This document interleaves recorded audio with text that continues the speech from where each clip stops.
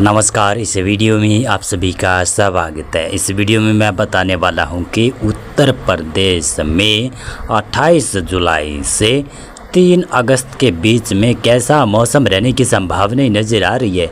क्या बरसात होने वाली है पूर्वी उत्तर प्रदेश में? क्या बरसात नहीं होगी? क्या सूखाग्रस्त इलाका बना रहेगा? और आप बताएं कि उत्तर प्रदेश के किस ज़िले से आप ये वीडियो देख रहे हैं। सबसे पहले शुरुआत करते हैं कि मौसम के बारे में विश्लेषण अपने करते हैं। उत्तरी मध्य प्रदेश के ऊपर सिस्टम पहुंचा हुआ है, लो प्रेशर है।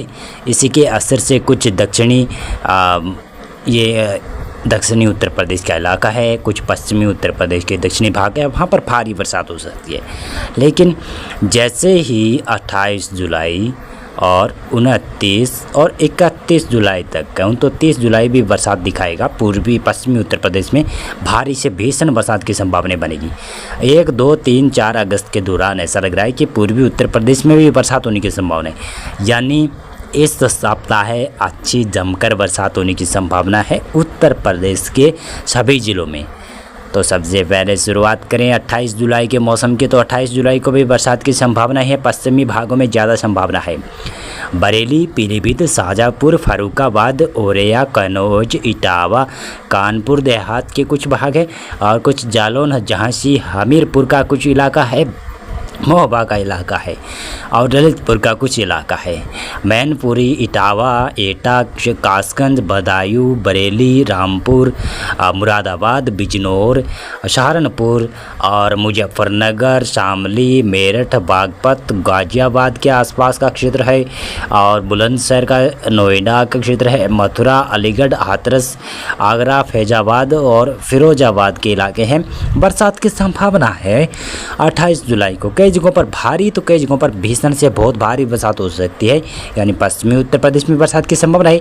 पश्चिमी उत्तर प्रदेश के अलावा पूर्वी उत्तर प्रदेश में बरसात की संभावनाएं कम नज़र आ रही है। बस अब लखीमपुर खीरी, हरदोई, सीतापुर और लखनऊ के आसपास, बाराबंकी, उन्नाव, रायबरेली, अमेठी के आसपास और चित्रकूट बांदा के आसपास का क्षेत्र है। कौशाम्बी, फतेहपुर का क्षेत्र है। प्रतापगढ़, प्रयागराज का इलाका है।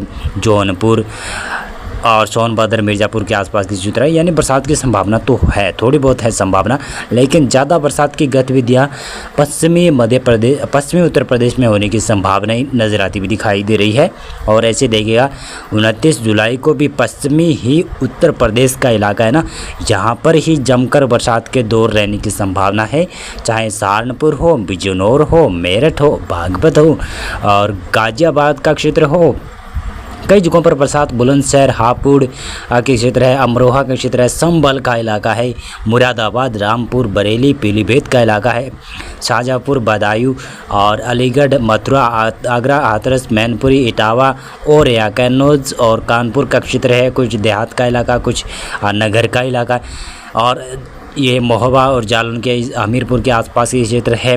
कुछ ललितपुर, झांसी, महोबा के आसपास जालौन का इलाका है, यहाँ पर भी बरसात की संभावना बनी रहेगी। साथ में बांदा, चित्रकूट और फतेहपुर, कौशाम्बी के आसपास, रायबरेली, उन्नाव, लखनऊ, हरदोई, सीतापुर, लखीमपुर खीरी, इन भागों में भी 29 जुलाई को बरसात की संभावना है। 29 जुलाई को पूर्वी उत्तर प्रदेश के एक्सट्रीम जो पूर्वी इलाके हैं वहाँ पर मौसम शुष्क रहने की संभावना है।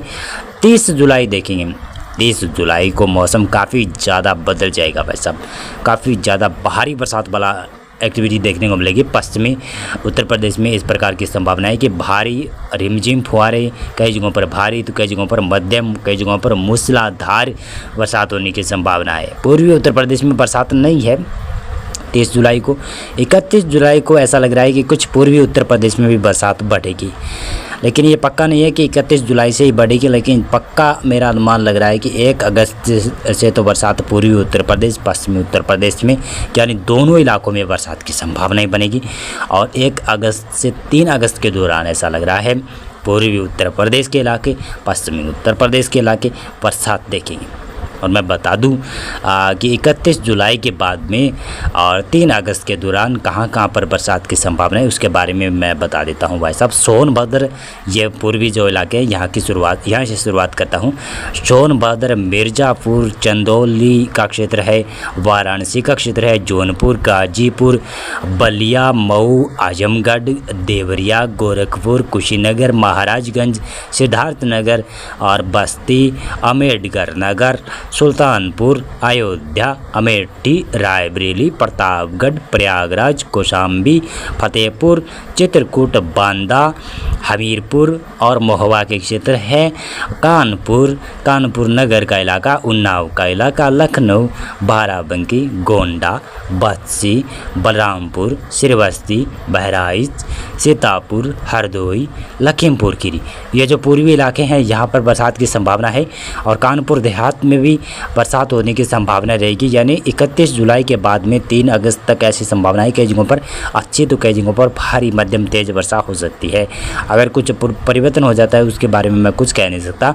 पश्चिमी उत्तर प्रदेश की बात करें तो पश्चिमी उत्तर प्रदेश में भी 31 जुलाई से 3 अगस्त के बीच में ललितपुर, झांसी, महोबा, जालौन, एरावा, औरिया का क्षेत्र, इटावा का क्षेत्र है और कानपुर देहात का इलाका है, कन्नौज का इलाका है, फर्रुखाबाद का इलाका है, फरीदाबाद नहीं, मैनपुरी और फिरोजाबाद, आगरा, मथुरा, हाथरस, अलीगढ़, कासगंज, एटा और कुछ बदायूं के इलाके, शाहजहाँपुर, बरेली, पीलीभीत, रामपुर, संभल और मुरादाबाद, अमरोहा, बिजनौर, मेरठ, बागपत और सहारनपुर, मुजफ्फरनगर, शामली, गौतम बुद्ध नगर का क्षेत्र है, हापुड़ का क्षेत्र है, गाजियाबाद, बुलंदशहर का इलाका, हापुड़ का इलाका, अमरोहा का इलाका, यानी कहूँ तो पश्चिमी उत्तर प्रदेश में भी बरसात की संभावना है।